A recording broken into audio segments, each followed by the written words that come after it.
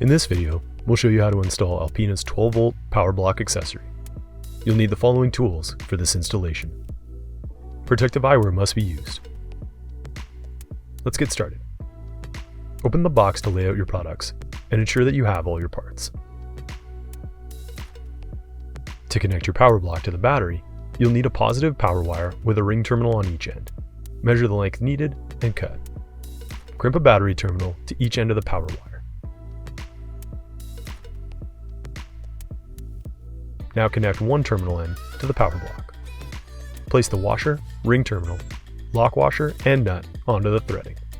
Tighten with an adjustable wrench. Remove the positive terminal on your battery. Be sure to avoid cross-terminal connection with your tool to avoid short-circuiting. Attach the power block's positive wire to the positive terminal on your battery and check that it's tightened securely.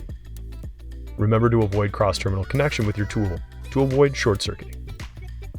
Before mounting permanently, choose a place close to the battery, away from exposure to moisture or extreme heat and any moving parts.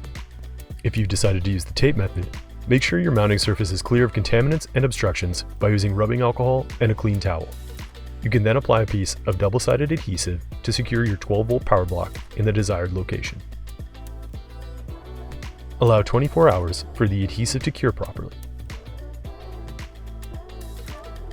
When connecting your Alpena accessories, ensure that correct amperage ratings are obeyed for each unit. Connect the power wire from your desired accessory to the power terminal associated with its amperage rating, and ground your accessory to a clean grounding point on the vehicle's chassis. Your accessory is now ready for use.